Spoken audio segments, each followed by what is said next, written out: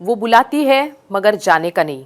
एखाद्याला चिडवण्यासाठी आपण गमतीत म्हणतो, पण त्याने हे गमतीतलं किंवा हे जे म्हटलं जातं ते ऐकलं नाही. तिने त्याला बोलावलं, तो गेला आणि त्याचा घात झाला. इन्स्टावरची त्यांची 3 वर्षांची मैत्री, प्रेम. प्रेयसीनं घरी बोलावलं, पण नंतर सापडला त्याचा गोणीत कुजलेल्या अवस्थेतला मृतदेह. बालपणीच्या प्रेमासमोर ऑनलाईन प्रेम हरलं होतं. धोका आणि बदला जिंकला होता. 7 मे रात्रीची वेळ. मध्य प्रदेशातल्या नरसिंगपूर आणि रायसेन जिल्ह्यातली ही घटना. 40 फूट खोल दरीवरून जाणारा रस्ता आणि पुलाखाली सापडलेलं भयंकर दुर्गंधी येणारं पोतं. रात्रीच्या अंधारात एका पुलाखाली एक पोतं पडलेलं जंगलात पेट्रोलिंगवर असलेल्या फॉरेस्ट गार्डना दिसलं. त्या पोत्यातून येणाऱ्या दुर्गंधीनं फॉरेस्ट गार्डना तिथं उभंही राहवत नव्हतं. त्यांचा थरकाप उडाला. सुरुवातीला त्यांना संशय आला की प्राण्याची शिकार झाली असावी आणि शिकाऱ्यांना गार्डची चाहूल लागल्यानं त्यांनी तिथेच शिकार टाकून ते पळून गेले असावेत आणि त्यातून ही दुर्गंधी येत असावी. पण फॉरेस्ट गार्डना हे सुद्धा जाणवत होतं की प्राण्याच्या सडलेल्या शरीरातून किंवा मांसातून येणारी ही दुर्गंधी नाही. पोलिसांना कॉल गेला. पोलिसांनी जेव्हा ते गोणतं उघडलं तेव्हा तर तिथे असलेल्यांच्या पायाखालची जमीन सरकली. त्या पोत्यातनं एक मृतदेह निघाला. कुजलेल्या मृतदेहाची ओळख पूर्णपणे नष्ट झाली होती. चेहऱ्यावर टेप लावून चेहरा झाकून टाकला होता. हातपाय बांधलेले होते. एखादी वस्तू दुमडावी तसा तो मृतदेह दुमडून त्या पोत्यात करकचून भरला होता. मृतदेहाच्या दुरावस्थेवरनं तरी अत्यंत क्रूरपणे खून केल्याचा संशय पोलिसांना येत होता. हे तर उघड होतं की खून काही अंतरावर करण्यात आला होता आणि मृतदेह इथे येऊन फेकून दिला होता. काही अंतरावर खून झाला होता तर मग इथं मृतदेह कोणी आणि कसा आणून फेकला? मृतदेह सडून गेल्यामुळे तो कोणाचा आहे?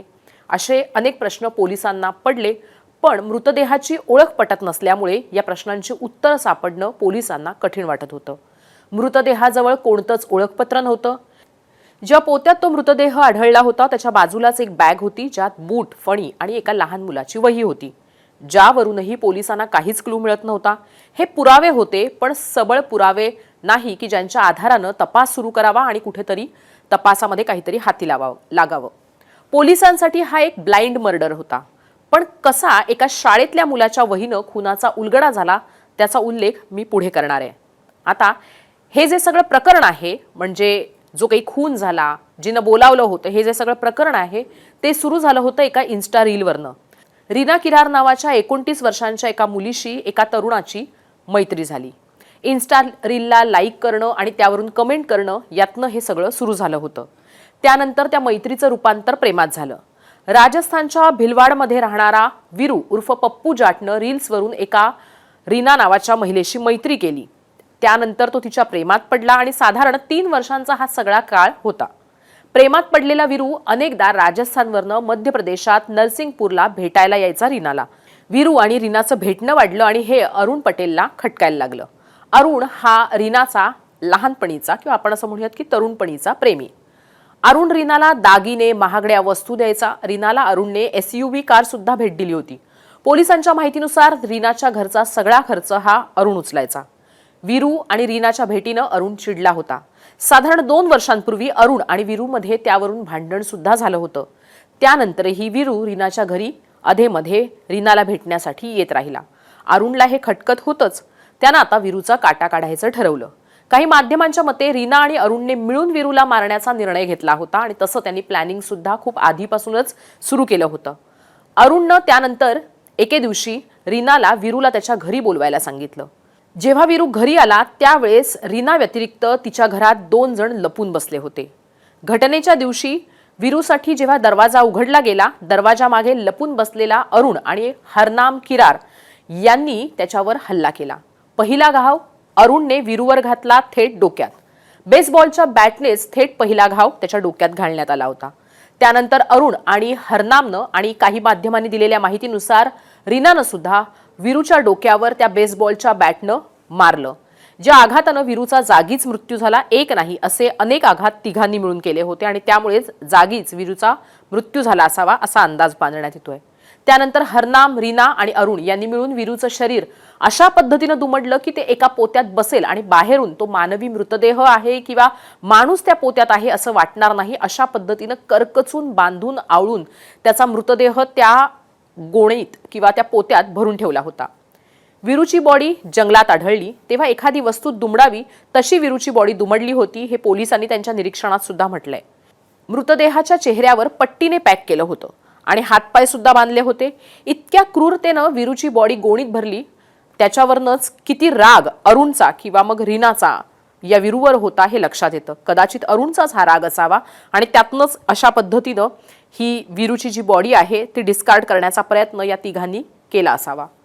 तर जेव्हा हा मृतदेह त्यांनी गोणीत भरला त्यानंतर तो मृतदेह त्यांनी SUV 700 या गाडीत घालून साधारण रीना राहत असलेल्या 200 किलोमीटर दूर अंतरावर रायसेन जिल्ह्यात नेऊन जंगलात फेकून दिला, जेणेकरून मृतदेहाची ओळख पटणार नाही आणि हत्या ही दुसऱ्या जिल्ह्यातली आहे असं वाटेल किंवा हा व्यक्ती वेगळ्याच जिल्ह्यातला आहे असं वाटावा. हा त्यांचा म्हणजे डाव होता. पोलिसांना गुंगारा देण्याचा पूर्ण प्रयत्न या तिघांनीही केला होता. मृतदेहाची विल्हेवाट लावताना त्यांनी बरीचशी काळजी सुद्धा घेतली होती. एकही पुरावा राहणार नाही याची काळजी या तिघांनी घेतली होती. रीनाच्या घरात जिथं वीरूला मारलं होतं तिथलं जमिनीवरचं रक्त सुद्धा रीना, अरुण आणि हरनामनं स्वच्छ केलं होतं. पण मृतदेहाची ओळख लपवण्याचा पूर्ण प्रयत्न आरोपींनी केला असला तरी सुद्धा काही चुका त्यांच्याकडनं झाल्या होत्या. आणि त्या चुका म्हणजे मृतदेह जिथं पडलेला आढळला तिथेच बाजूला पडलेली जी बॅग होती ज्यातनं निघालेली एक वही होती ती या तिघांचा घात करून गेली. ती एका लहान मुलाची वही होती, शाळेत जाणाऱ्या लहान मुलाची वही होती आणि त्या वहीमुळेच हे तिघं अडकले. पोलिसांनी त्या वहीत एके ठिकाणी शिक्षकाचं जे हस्ताक्षर होतं त्याचा शोध घेतला. त्यासाठी त्यांनी पूर्ण साईखेडा परिसरामधल्या सर्व शाळा पालथ्या घातल्या. बऱ्याच शिक्षकांची हस्ताक्षरं समोर ठेवून मॅच करून बघितल्यानंतर त्यांना एका शिक्षकाशी त्या वहीतलं हस्ताक्षर मॅच झाल्याचं आढळलं आणि त्यानंतर त्या शिक्षकाच्या मदतीनं ज्या मुलाची ती वही आहे त्याच्या घरी पोलीस पोहोचले. तिथलं घर बंद होतं, त्यामुळे आता पोलिसांचा संशय वाढला. मग पोलिसांनी खबऱ्यांचं नेटवर्क ऍक्टिव्ह केलं आणि त्यानंतर पोलिसांनी 3 आरोपींना उज्जैनवरनं ताब्यात घेतलं. हेच ते रीना, अरुण आणि हरनाम. पोलिसांना गुंगारा देण्याचा आरोपींनी बराच प्रयत्न केला होता. मृतदेह फेकून दिल्यानंतर ते पहिल्यांदा इटारसीला गेले, तिथनं ते मुंबईतल्या कल्याण परिसरात जाऊन लपले आणि त्यानंतर त्यांनी इंदूर, उज्जैन, भोपाळ, रतलाम अशा वेगवेगळ्या शहरांमध्ये फिरून आपलं लोकेशन बदलतं ठेवलं, जेणेकरून आपलं लोकेशन, मोबाईल लोकेशन ट्रेस होणार नाही याची काळजी घेतली. पण पोलिसांनी त्यांच्या मुसक्या आवळल्या. त्यानंतर त्यांच्याकडनं पोलिसांना बेसबॉल बॅट आणि मृतदेह दरीत फेकण्यासाठी जी SUV कार वापरली गेली होती ती सुद्धा आढळली. पोलिसांनी मग मानसिक आणि शारीरिक दबावाच्या पोलिसी पद्धती वापरल्या आणि त्यानंतर तिघांनी आपला गुन्हा कबूल सुद्धा केला. आता यातनं समोर आली ती प्रेम, जेलसी, धोका आणि बदल्याच्या गुन्ह्याची गोष्ट. विश्वासातून वीरूचा घात झाला, पण ऑनलाईन प्रेमात इतकं वाहवत जायचं असतं? वीरू अरुण रीनाच्या मध्ये येऊ नये म्हणून अरुणनं इतर पर्याय वापरले असते तर नक्कीच चाललं असतं. जीव घेणं हा काही योग्य पर्याय नव्हताच.